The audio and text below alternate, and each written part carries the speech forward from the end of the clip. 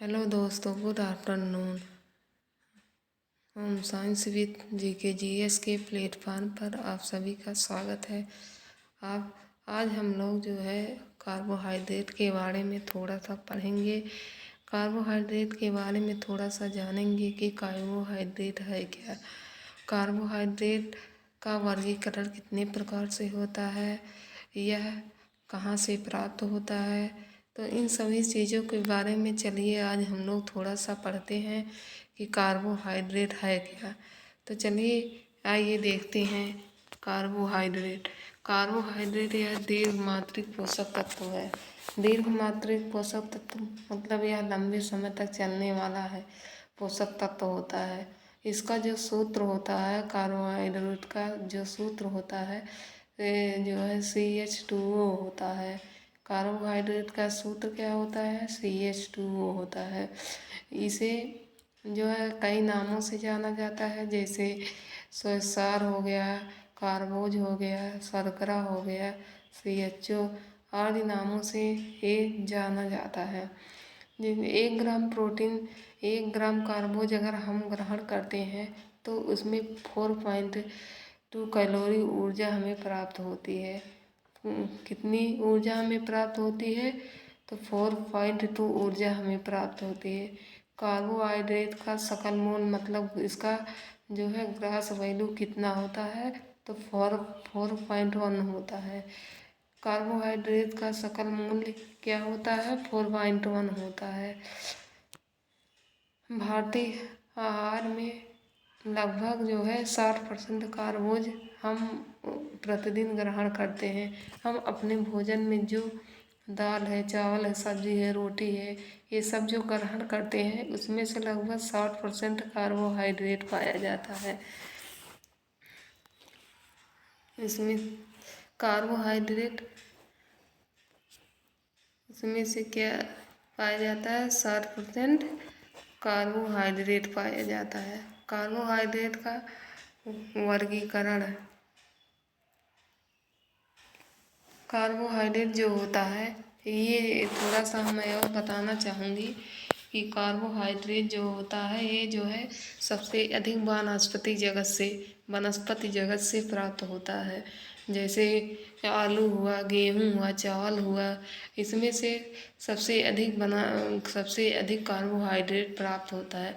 इसकी जो रासायनिक संरचना होती है ये जो है हाइड्रोजन तथा ऑक्सीजन का होता है। इसमें हाइड्रोजन और ऑक्सीजन का अनुपात जो होता है 2:1 होता है। यही अनुपात जो है सेम जो है जल का भी होता है, 2:1 जल का भी होता है।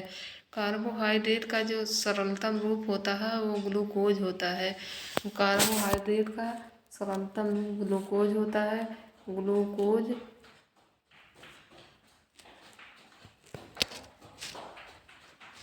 ग्लूकोज का रासायनिक सूत्र होता है C6H12O6। ये एग्जाम में पूछा जाता है कि कार्बोहाइड्रेट का सूत्र C6H12O6 होता है। तो कार्बोहाइड्रेट का सरलतम ग्लूकोज है। कार्बोहाइड्रेट का जब उसके सरल रूप में टूटता है तो उस तोड़ने की प्रक्रिया को जो कहते हैं उसे जलावघटन कहते हैं। जलावघटन का मतलब हाइड्रोलिसिस मतलब कार्बोहाइड्रेट के सरलतम रूप में टूटने की प्रक्रिया होती है। मोनोसैकेराइड जो होता है ये जो है कार्बोहाइड्रेट का एक प्रकार होता है, जो है प्रकार के वर्गीकरण में आता है। मोनोसैकेराइड के अणुओं के तोड़ने वाला जो एक बंध होता है उसे ग्लाइकोसिड बॉन्ड कहते हैं।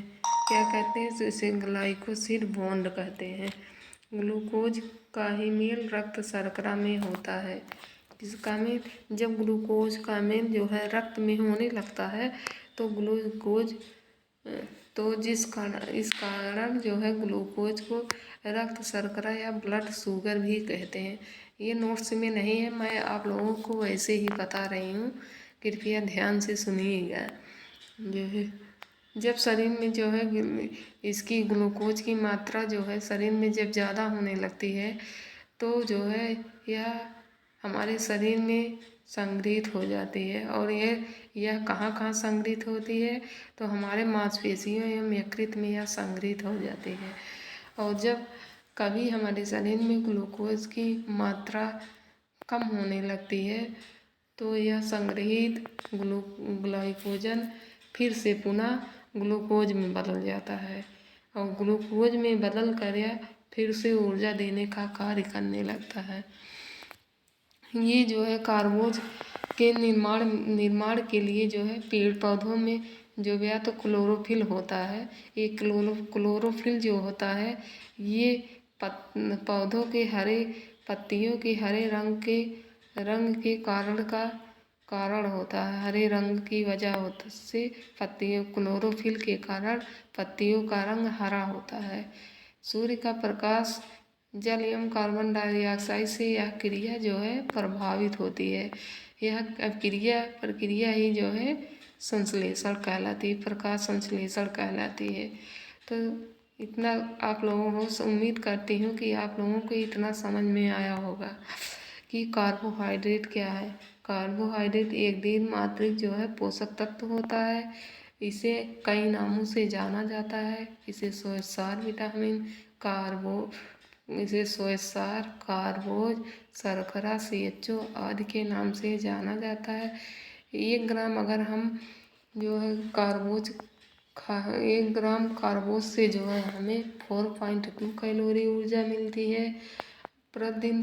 भारतीय आहार में हमें 60% कार्बोज की प्राप्ति होती है और यह सबसे अधिक हमें वानस्पतिक जगत से प्राप्त होता है। इसका जो है सरलतम रूप ग्लूकोज होता है। तो दोस्तों ये सब मैं अपने ये आपसे बता रही हूँ, कृपया इसे ध्यान से सुन लीजिएगा। अच्छा लगे तो चैनल को सब्सक्राइब कीजिएगा। तो चलिए आज उसके बाद हम लोग चलते हैं कार्बोहाइड्रेट का वर्गीकरण। कार्बोहाइड्रेट का जो वर्गीकरण होता है वह 3 रूपों में होता है। तो उसके 3 रूप कौन कौन से हैं? पहला है मोनोसैकेराइड्स, दूसरा है ओलिगोसैकेराइड्स, तीसरा है पॉलीसैकेराइड्स। तो कार्बोहाइड्रेट का वर्गीकरण 3 प्रकार से होता है, मोनोसैकेराइड्स, ओलिगोसैकेराइड्स, पॉलीसैकेराइड्स। मोनोसैकेराइड्स जो होता है वो भी 3 प्रकार का होता है। मोनोसैकेराइड्स कितने प्रकार का होता है? 3 प्रकार का। पहला है ग्लूकोज, फ्रक्टोज और ग्लैक्टोज। ग्लूकोज, फ्रक्टोज और ग्लैक्टोज ये मोनोसैकेराइड्स का प्रकार है। तो दूसरा है ओलिगोसैकेराइड्स। ओलिगोसैकेराइड्स जो है इसमें भी 3 होते हैं, बाई हो गया है दोस्तों, इसका मतलब है बाई डाई, मोनोडाई, मोनोट्राई, मोनोटेट्रा, मोनोटेट्रा। ये ओलिगोसैकेराइड्स के 3 प्रकार हैं। अब जो है इसमें जो पहला वाला है मोनोडाई भी 3 प्रकार के होते हैं। मोनोडाई 3 प्रकार के होते हैं, सुक्रोज है, माल्टोज है, लैक्टोज है। सुक्रोज है, माल्टोज है, लैक्टोज है। और इसका तीसरा कार्बोहाइड्रेट का तीसरा वर्गीकरण है पॉलीसैकेराइड्स। पॉलीसैकेराइड्स के अंतर्गत 5 आते हैं। पहला है स्टार्च है, दूसरा डेक्स्ट्रिन है, तीसरा सेलुलोज है, चौथा ग्लाइकोजन है, 5वां पेप्टीन है। तो ये है कार्बोहाइड्रेट का वर्गीकरण। तो कल हम लोग इसके बारे में विस्तार पूर्वक इसका वर्णन करेंगे कि जो है ये मोनोसैकेराइड्स के अंतर्गत जो 3 आ रहे हैं, ग्लूकोज, फ्रक्टोज और ग्लैक्टोज, ये सब हैं क्या, इसकी प्राप्ति के स्रोत क्या हैं, ये कहाँ कहाँ से हमें प्राप्त होते हैं। तो इसका जो है वर्गीकरण कल हम लोग पढ़ेंगे। आज के लिए बस इतना ही। Thank you very much. Channel को सब्सक्राइब कीजिए।